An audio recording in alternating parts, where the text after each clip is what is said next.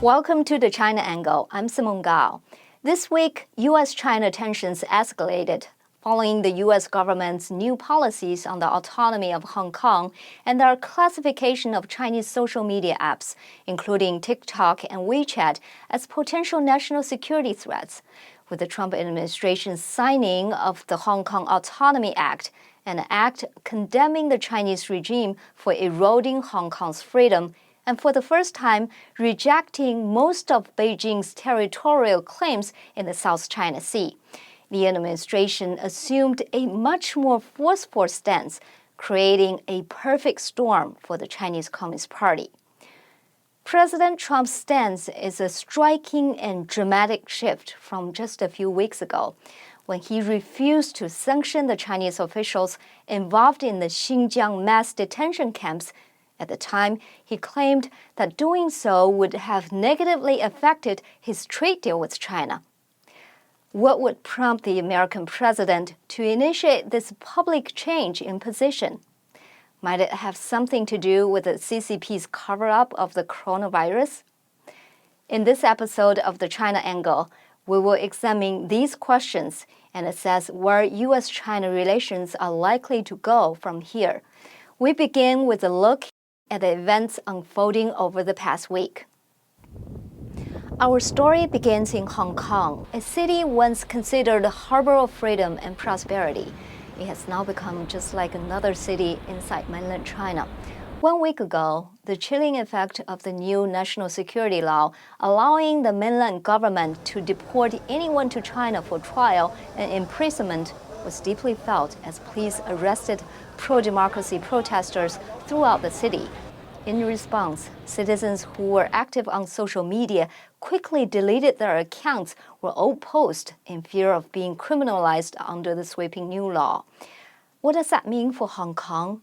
It means national security and even freedom itself will be solely defined by the Chinese Communist Party. It will mean that loss of freedom will become the heart of the experience living in Hong Kong, with the National Security Office enforcing that law from its position in the center of the city.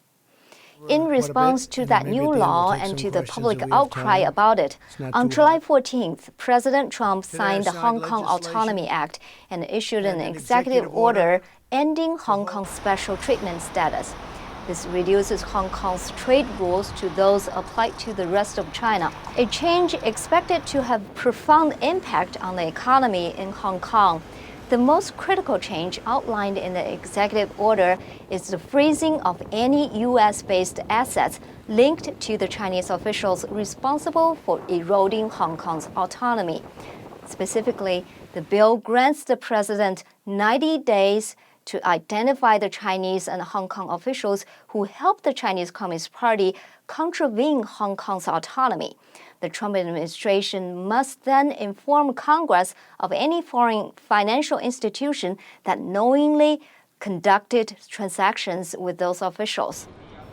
The U.S. will impose sanctions on the listed individuals and financial institutions within a year. This allows the U.S. to impose significant power in CCP's policies by granting them the authority to judge whether or not a person was involved in the attempt to end Hong Kong's autonomy. It also allows the U.S. to define and measure what constitutes an end to freedom in that city. The broad scope of these sanctions will tie the hands of many Chinese officials, making them reconsider their parts in facilitating the CCP's oppression of Hong Kong. They simply have too much to lose. The priority of corrupt Chinese officials is the obtaining of American citizenship, the holding of American assets, and the ability to send their children to America for high-quality education. Those priorities have become the social norm of the elite in modern China, leaving those Chinese officials caught violating the autonomy of Hong Kong without the advantages U.S. connections can bring. As we said before, the Trump administration initially held off the sanctions against the Chinese officials over the human rights violations carried out on Uyghur Muslims. Trump said it was because the U.S. was in the middle of a historic trade deal with China. Now, that trade deal seems to become an afterthought. Not only that, more actions were taken. On July 6th, Secretary of State Mike Pompeo told Fox News that the Trump administration is considering banning Chinese-owned social media apps, including China's largest messaging app WeChat and the popular social media video app TikTok. Both have come under intense scrutiny for engaging in information warfare against the U.S. White House Trade Advisor Peter Navarro reaffirmed this on July 12th when he told Fox News that he expected President Trump to take strong action against these social media apps. Now, Trump's chief of staff, Mark Meadows, has announced that actions on the proposed ban could come within weeks. This needs to happen quickly. If it doesn't, user data collected by TikTok and WeChat will continue to be gathered by Chinese government officials, given that these companies are obligated to work with Chinese authorities in intelligence collection efforts. Recently, in an exclusive report by the Epoch Times, former Chinese internet censor Liu Lipeng confirmed this looming danger. In the article, Liu revealed that he had been interviewed for a role in the monitoring and policing of videos posted by international users of TikTok. The recruitment notice specifically stated that the role involved reviewing globalized videos. These revelations coincide with rising concerns that the app could be used to spy on and censor American users. But these cybersecurity threats to the U.S. don't just come from Chinese social media apps. U.S. corporations such as Google, Microsoft, and Apple have been willing to collaborate with the CCP for short-term profits. In doing so, they have, knowingly or unknowingly, assisted the Chinese regime in imposing massive surveillance and censorship on the Chinese people and on the rest of the world. Their participation with the CCP has not gone unnoticed by U.S. government officials. On July 16th, Attorney General William Barr criticized U.S. tech companies for kowtowing to the Chinese regime, singling out Apple as a particularly powerful example of the double standard elite tech firms hold in their treatment of the U.S. government versus the government in Beijing. Public safety and privacy are not mutually exclusive. We are confident that technology companies are capable of building secure products that protect user information and at the same time allow for law enforcement access when permitted by a judge, as Apple had done willingly for many years and others are still doing today.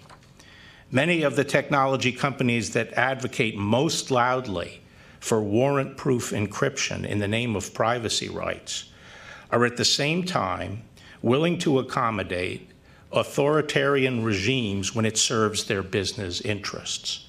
For example, it has been widely reported that Apple has worked with both the Communist Party of China and the Russian regime to relocate data centers to enable bulk surveillance by those governments. Apple also has reportedly disabled features and applications on iPhones used by pro-democracy advocates, thereby facilitating censorship and oppression. If technology companies like Apple are willing to oblige the demands of authoritarian regimes, they certainly have no excuse for failing to cooperate with rule-of-law nations that respect civil liberties and privacy rights and have judicial safeguards. Barr was referring in part to Apple's recent removal of privacy apps from its Apple Store in China and their discontinuation of the Course News app after the Chinese government complained about its coverage of pro-democracy protests in Hong Kong. Their announcement that they will move some iCloud data to servers located in China is even greater cause for alarm. These actions and the actions of other U.S. tech companies should be reviewed alongside the review of Chinese social media apps. Whether the Trump administration will make anti-CCP a 2020 campaign theme remains to be seen. What we are seeing is unified actions across a variety of sectors of the U.S. government in order to confront the Chinese Communist Party. The question is no longer whether the U.S. will take actions, but rather how far the U.S. is willing to go. This leads to our second highlight of the week, the South China Sea. For the first time, the U.S. strengthened its position on China's maritime claims in the region, an issue the U.S. has previously been unwilling to involve themselves in beyond general condemnation. On July 13th, Secretary of State Mike Pompeo issued a formal statement declaring Beijing's claims to offshore resources across most of the South China Sea to be completely unlawful, as is the CCP's campaign of bullying to control the region. This statement represents the U.S. government's shift from condemnation to official rejection of these claims made by the Chinese regime. Pompeo's stance reaffirms a 2016 ruling by an international tribunal. That ruling was a response to the Philippines' challenge of China's claims in the waterway, leading to a ruling that rejected China's maritime claims related to the Spratly Islands and the neighboring reefs and shoals. The Chinese regime refused to recognize that ruling. If the Chinese regime was unwilling to recognize a binding decision from an international tribunal, why would we expect Pompeo's remarks to have more impact? I believe these remarks demonstrate a clear warning that the U.S. is prepared to directly confront an aggressive Communist Party should they continue in their present course. This stance is far more likely to impact the CCP's action in the South China Sea than was the ruling of the International Tribunal, because the CCP has much more to lose in a direct confrontation with the U.S. Alternatively, the added pressure from the U.S. rejection of the CCP's claims could lead to a regional war on the South China Sea, impacting not only the parties directly involved, but also Taiwan, which is situated across from the South China Sea. On July 15th, Zero Hedge reported that China's PLA is actively staging military exercises across from the Taiwan Strait. These exercises are designed to simulate a takeover of Dongsha, the Taiwan-controlled islands just 400 kilometers away from Taiwan's southernmost point. This is an aggressive strategy we have seen before. In 1996, China initiated a similar crisis in the Taiwan Strait after staging an assault military drill. After President Bill Clinton deployed 2 powerful U.S. aircraft battalions, China discontinued its aggressive posture toward Taiwan. At the time, strategic analysts speculated that the Chinese decision was evidence of a realistic assessment that it could not overcome the U.S. ability to defend Taiwan. Now the Chinese government seems to believe differently. In May, the CCP's mouthpiece Global Times warned that the PLA could easily turn any drill into an actual invasion of Dongsha or even Taiwan itself. If we assume that statement to be prophetic, is the Chinese regime willing to risk war with the U.S. to subdue Taiwan? While we cannot be sure of the answer to that question, one point seems clear. The CCP may have a stronger motive than ever to attempt to take control of Taiwan. Xi Jinping needs external conflict to divert people's attention from the internal crisis in China and to strengthen his weakening power. He would do well to consider, however, that the United States has a stronger drive to defend Taiwan than they have in decades. The U.S. seems to be shifting to a much stronger position on China. Sadly, the pandemic may be the likely cause. President Trump's initial intention was to negotiate a trade deal in order to correct the unbalanced U.S.-China trade relations. Today, that trade deal has become irrelevant, in large part because of the pandemic. Tragedy can prompt reflection and a change in priorities. Witnessing the ways in which the Chinese regime may have caused and then hidden its culpability in a pandemic that has now taken more than 600,000 lives across the globe has caused the U.S. to begin to decouple themselves from the Chinese regime. This is a positive step forward that may ultimately save lives and freedoms in the U.S. As Bart put it, The ultimate ambition of the Chinese Communist regime isn't to trade with the U.S., it is to raid the U.S. I believe that the way to win this battle is to help the American people understand this not as a war about the economy or technology, but about our freedoms and fundamental way of life. This has been the China Angle. I'm Simone Gao.